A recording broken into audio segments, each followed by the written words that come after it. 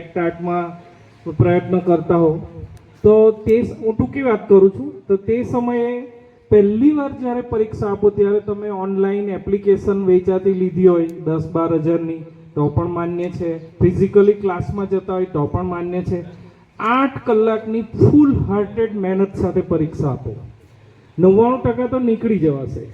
પણ જો નહીં નીકળો તો બીજા વર્ષે મહેનતને અડધી કરી દો.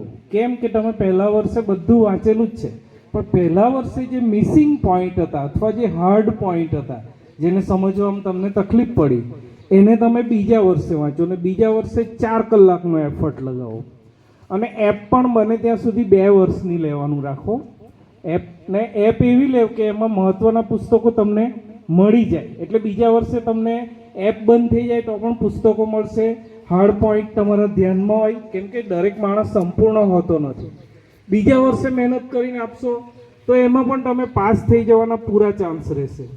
પણ 2 વર્ષમાં પાસ ના થયા ને તો પછી હું તો નોકરી મળે પછી જ લગ્ન કરા, હું તો નોકરી મળે પછી જ આમ કરા, આવો બધું જીદ છોડી દેવાની. ત્રીજા વર્ષે તમારી સામે જે જોબ હોય તે નાની મોટી ઓછા પગારની, ભાઈ કામે લાગી જવાનું ને મહેનત 2 કલાકની કરી દેવાનું. ત્રીજા વર્ષે 2 જ કલાક મહેનત કરવાની ને જોબ પર જવાનું.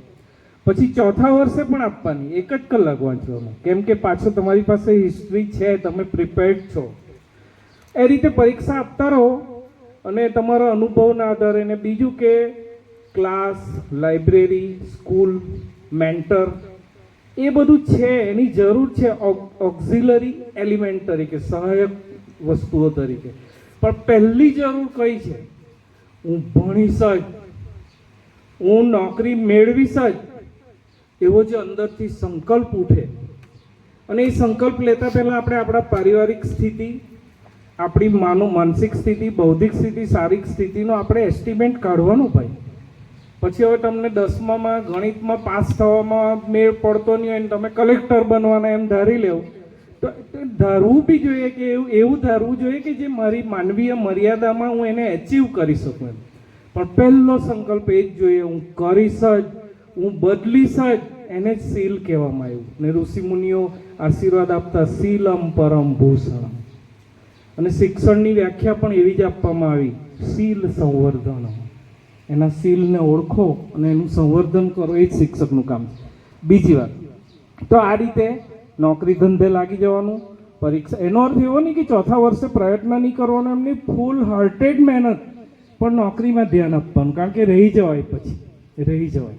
બીજું, હું પરીક્ષા આપવા ગયેલો જીપીએસસીની પહેલી વાર, તો મને બધા હોશિયાર તો ગણે નજીકવાળા, પણ હું જાણું કે હું થોડા મારામાં કમી તો છે જ એમ.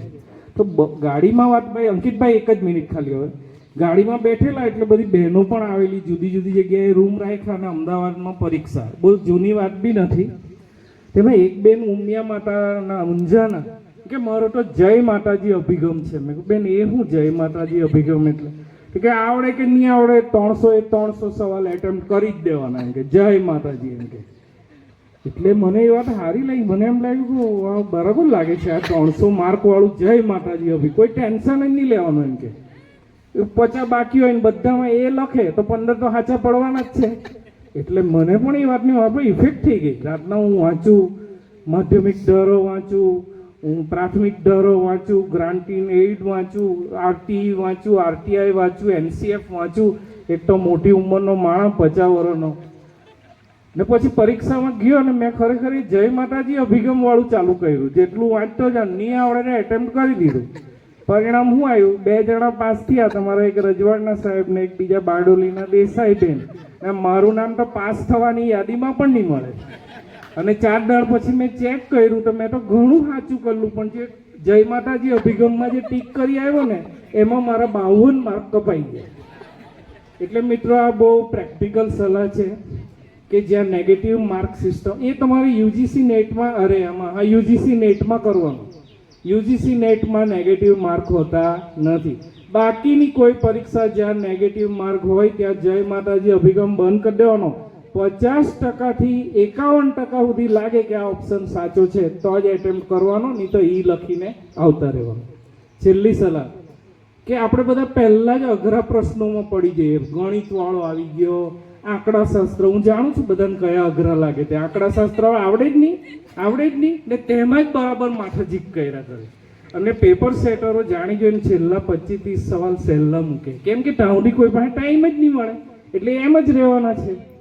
તો હંમેશા જે આવડે ને તો ત્યાં ટીક મારી દેવાની કે આટલા કરતો ગયો અને પછી છેલ્લા જે 30-40 હોય ને એના પર વધારે ધ્યાન આપો. અને 300 માર્કની પરીક્ષા હોય તો 230થી વધારે સવાલ એટેમ્પ્ટ જ નહીં કરવાના. તમને અતિરેક લાગશે પણ અનુભવી માણસ છું, અનુભવી છું. 230 જ એટેમ્પ્ટ કરો કેમ કે 70 તો એવી માથાની દવા મૂકેલી હોય કે તે કોઈને જ નહીં આવડતા હોય. 230 એટેમ્પ્ટ કરો પણ એમાંથી 150ની આજુબાજુ સાચા પડવા જોઈએ.